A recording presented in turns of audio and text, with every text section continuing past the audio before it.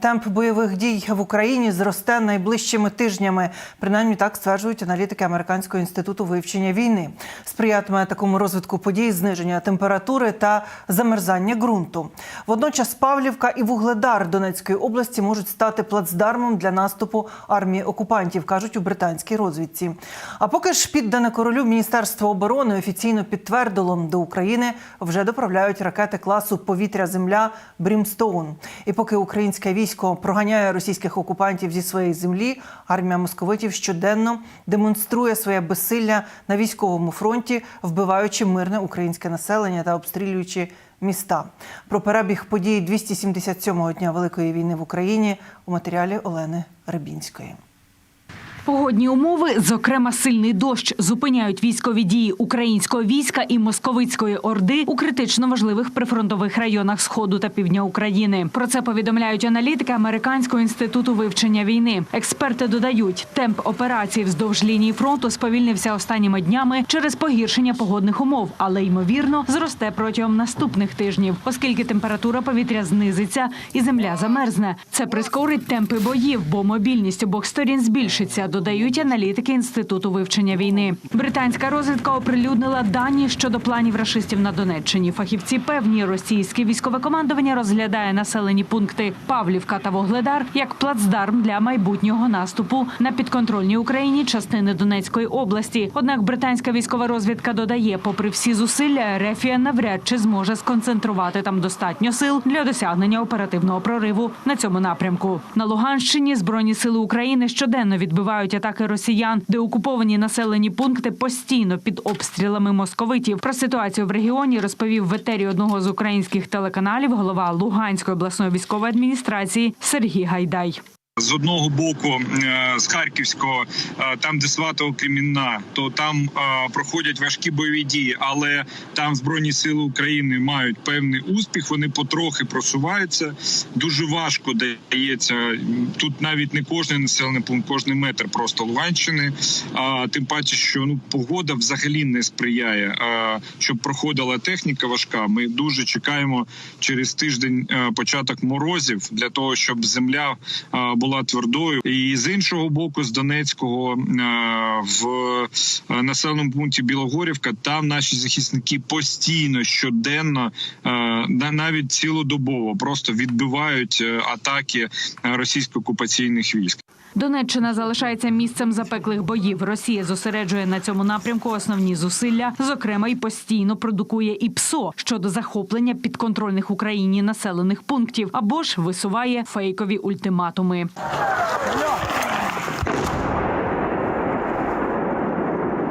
На Бахмутському та Авдіївському напрямках противник продовжує зосереджувати основні зусилля на веденні наступальних дій.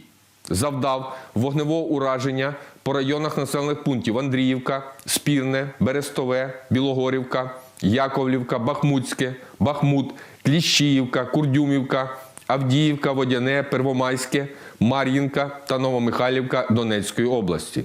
Терор мирного населення – щоденна практика рашистів. Після вчорашньої атаки по Дніпру загинула одна людина. Рятувальники знайшли тіло чоловіка під завалами, повідомив керівник обласної військової адміністрації Валентин Резніченко. Загалом внаслідок рашистського обстрілу постраждали 13 людей. А вже у неділю зранку російські ракети влучили в об'єкт залізничної інфраструктури. Рух коліями неможливий, вибуховою хвилею пошкоджені будинки, розташовані поряд. Ранок в Криворізькому районі розпочався з ракетних обстрілів. Ці рашистські організми запустили 2 ракети, які влучили по Лозуватській громаді і зруйнували транспортну критичну інфраструктуру. На превеликий жаль, там значні руйнування.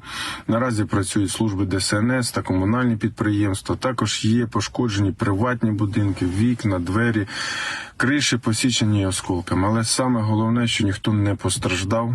Окупанти цієї ночі також вдарили по Запоріжжю. За попередніми даними, випустили 2 ракети С-300, повідомляє голова ОВА Олександр Старух. Боєприпаси вибухнули у передмісті обласного центру. На території агропідприємства спалахнула пожежа. Пошкоджена будівля та паркан. Люди не постраждали. На Донеччині внаслідок ранкових і денних обстрілів кілька людей поранені, є загиблі. Рашисти також знищили і пошкодили знищили житлові будинки. У Херсоні ворог продовжує цілити енергетичну інфраструктуру. Зранку рашисти влучили в лінії електропередач, які живлять місто. Електрики відновлюють їх. Пішла друга, третя.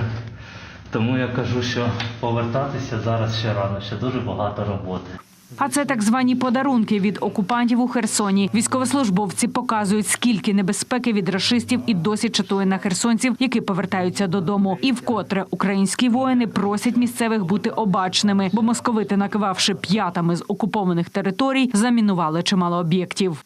А от хто не зміг накивати вчасно п'ятами з чужої землі, то це 87 310 окупантів. Саме стількох ворогів знищили наші сили оборони від 24 лютого. А за минулу добу присмалили ще й 12 одиниць танків і БМП, по одній одиниці артилерійських систем і безпілотник. Також знищили 6 одиниць автомобільної техніки та автоцистерн. Допомагатимуть бити ворога сучасні британські ракети «Брімстоун-2». Військову допомогу нашій країні офіційно підтвердили у Міністерстві оборони Великої Британії. «Брімстоун» – це сімейство керованих ракет класу «Повітря-Земля». Від початку повномасштабної війни Велика Британія поставила їх сотні в Україну. Ця модель має удвічі більшу дальність, ніж ракети минулого покоління, і здатна вражати важку техніку ворога, зокрема під час руху.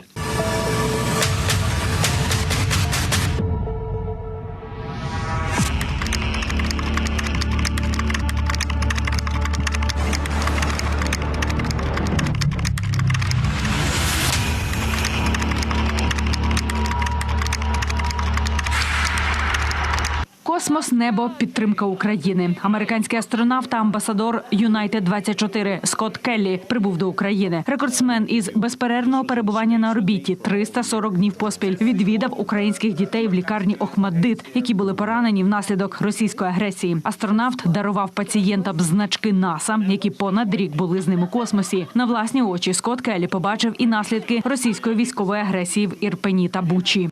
Я і багато людей у США та у всьому світі підтримуємо вас, тому що ми розуміємо, що це вторгнення є аморальним і незаконним. І я бачу тут поранених дітей і не знаю, як людина, що винна у цьому, може спати спокійно вночі.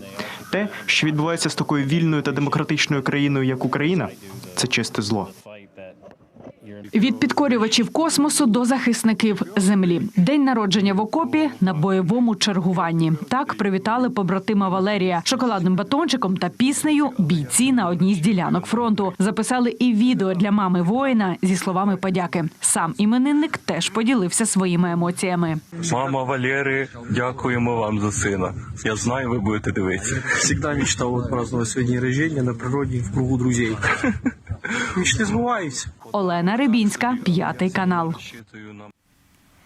Для того, щоб дивитися нас частіше і не пропускати новини, інтерв'ю та спецпроєкти, зробіть 3 простих кроки. Підпишіться на YouTube 5, лайкніть та напишіть коментар. Для вас це секундна справа, а для нас просування в YouTube-просторі на вищі щаблі. Зробімо разом аудиторію 5 каналу справді великою.